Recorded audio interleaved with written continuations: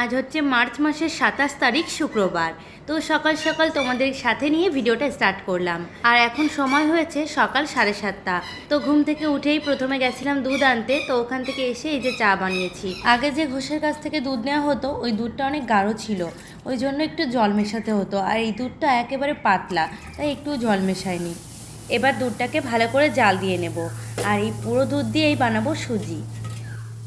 এই কটা দিন মেঘলা মেঘলা আবহাওয়া। আগেও একদিন শিলাবৃষ্টি হয়েছে আমাদের এদিকে। আজ আর সকালে ভাত বানাবো না, এই সুজি দিয়েই পেট ভরে যাবে। সুজি আর গোলা রুটি বানিয়েছে দিদা, তো এই দিয়ে আমি আর দিদা খেয়ে নেব।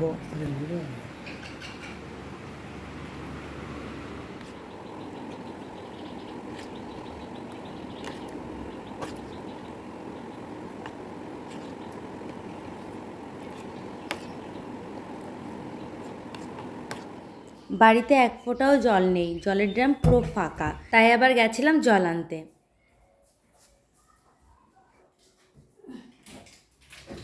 আজ সকালে উনুনে রান্না করেছি, তো কি কি করেছি সেটাই তোমাদেরকে এখন দেখাবো।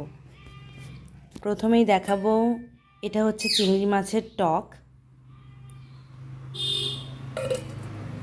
আর বানিয়েছি তেলাপিয়া মাছ দিয়ে কাঁচকলা দিয়ে আলু দিয়ে তরকারি।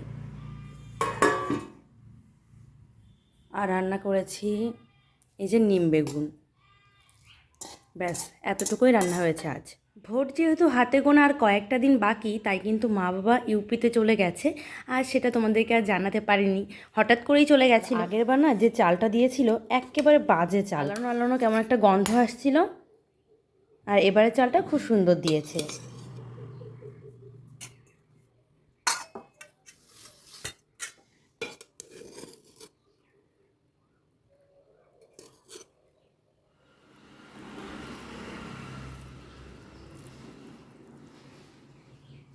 এখন আমি একটু বেরিয়েছি জামাইবাবুর সঙ্গে মাছ আনতে। আর আমরা যাচ্ছি মসলন্দপুর।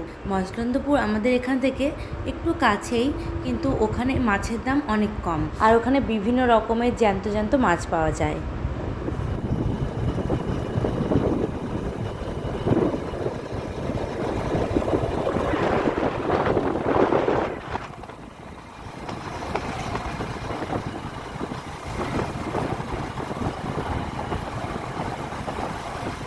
প্রথমেই দেখতে পাচ্ছ ফলের দোকানে চলে এসেছি।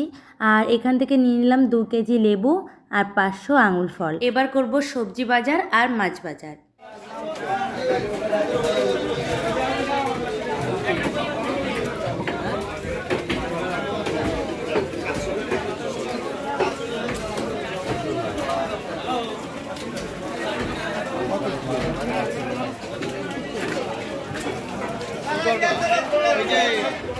আমরা একটু বেলা করে এসেছি যাতে একটু ভিড় কম হয়, কিন্তু এত ভিড় হয় যে তোমাদেরকে দেখাতেই পারিনি মাছ কেনা। তো যাই হোক, এখন আমরা বাড়ি ফিরছি।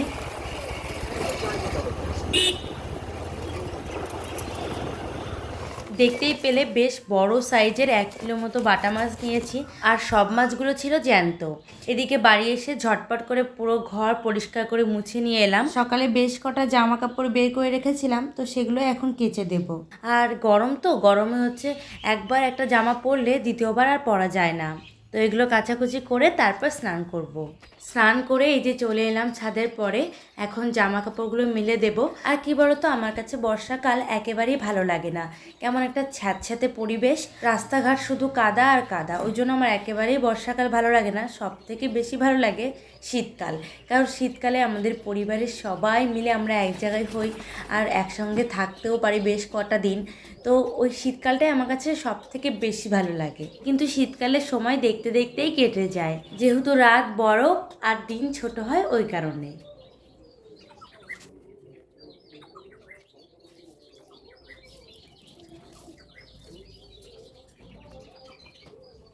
আমার কাছে মনে হয় নিজেকে সবসময় কাজের মধ্যে ব্যস্ত রাখাটাই সব থেকে শ্রেয়।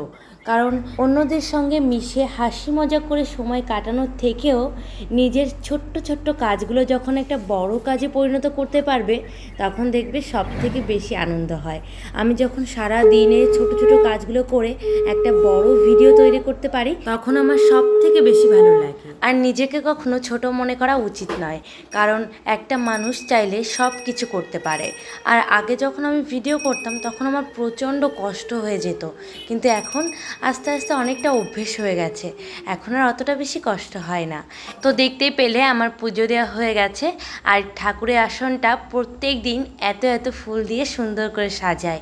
আর যখন ফুল ফোটে না গাছে তখন আমার খুব মন খারাপ লাগে। ফুল দিয়ে আসন সাজালে কত সুন্দর লাগে, তাই না? আর আমি ছোটোবেলা থেকেই পুজো দিতে খুব ভালোবাসি। দেখতেই পাচ্ছ আমাদের এদিকে সন্ধ্যা সন্ধ্যা হয়ে এসেছে, ওই জন্য জামা কাপড়গুলো তুলে নিচ্ছি। আর এখন একটু রেডি হয়ে নিয়েছি, এখন একটু বেরোবো, যাব অভিদের বাড়িতে। এই বাড়িতে এসে দেখি প্রচুর রান্নাবান্নার আয়োজন চলছে, বিরিয়ানি হবে, ওই জন্য দেখতে পাচ্ছ আলু আর ডিম সিদ্ধ করতে বসিয়ে দিয়েছে। তো আমার শাশুড়ি মা একা একাই ডিমের খোসাগুলো ছাড়াচ্ছে, তাই ভাবছি হাতে হাতে একটু হেল্প করে দিই। তো দেখতেই পাচ্ছ আমার শাশুড়ি মা এই যে রান্না করছে মাংস, ভাবছিল বিরিয়ানি করবে, তো ওই জন্য দেখো এরকম বড় বড় পিসের ভিতরে আছে, কিন্তু একটু মানসিক চিন্তার জন্য চেঞ্জ হয়ে গেল, পুরোটাই কষা মাংস করে ফেলছে আর ভাতটা আলাদা করে বানিয়ে ফেলবে।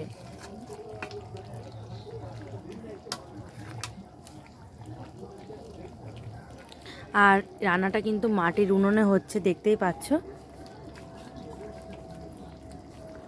কারণ গ্যাসের যা অবস্থা, 1500 টাকা নিয়েছে একটা গ্যাস, তাও এখনো এসে পারিনি বাড়ি পর্যন্ত, আসবে কালকে।